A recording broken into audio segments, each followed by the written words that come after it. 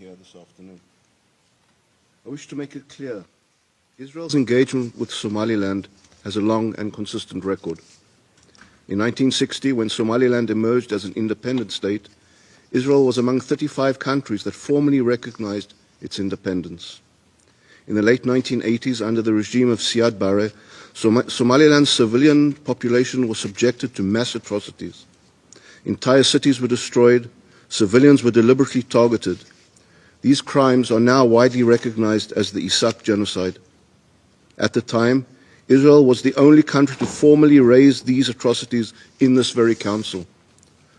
On May 2, 1990, Israel's then acting permanent representative, Yochanan Bain, submitted this letter to this very council, warning of grave human rights violations in Somalia, including the destruction of Hargeisa and the targeting of civilians.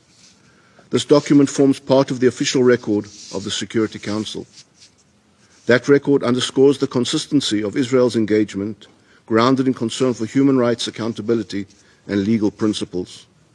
That history provides essential context for the discussion surrounding Israel's recognition of Somaliland today.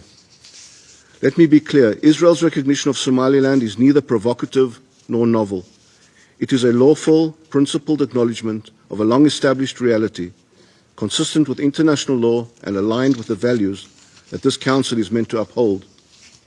Mr. President, Somaliland's modern political history is clear and well documented. On June 26, 1960, the former British Somaliland Protectorate attained independence as the State of Somaliland. In the days that followed, prior to its voluntary union with the Trust Territory of Somalia on July 1, 1960, Somaliland was recognized by 35 states, including the United States, the United Kingdom, France, China, Egypt, Ethiopia, the Soviet Union, and Israel.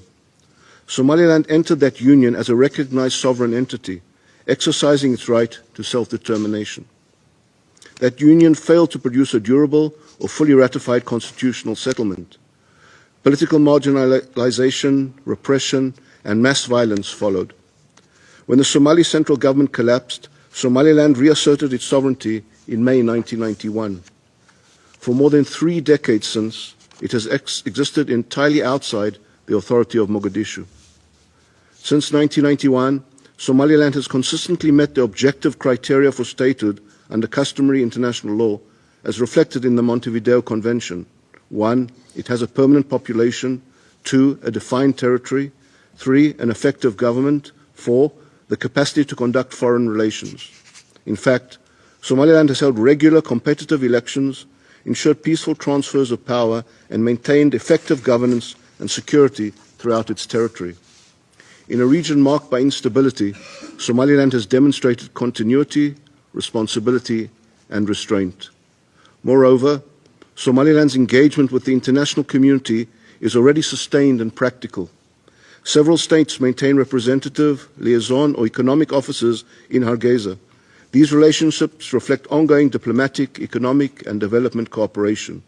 They also reflect an acknowledgement in practice of Somaliland's capacity to govern responsibly. Israel's recognition builds on this reality.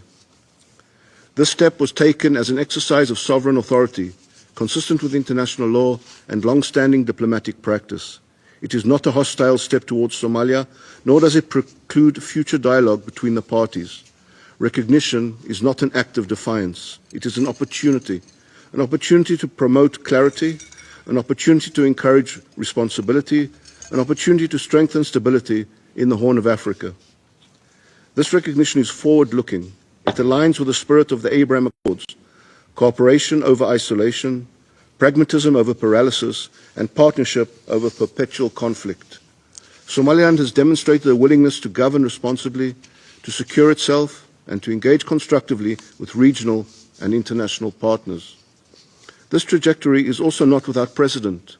In the case of South Sudan, early engagement by individual states, including Israel, preceded broader international recognition and supported international integration and stability. Reality was acknowledged first. Consensus followed. Mr. President, the question raised by Israel's recognition of Somaliland is not whether international law permits acknowledgement of long-established facts. It does. The question is whether this Council is ready to engage with reality as it exists. Somaliland's historical sovereignty, more than 3 decades of effective self-governance, and demonstrated capacity to act as a responsible international partner meet the legal criteria that guide recognition. Israel has aligned its foreign policy with this reality. This approach reflects the spirit of the Abraham Accords. It is grounded in international law and directed towards greater stability and security in the region. I thank you.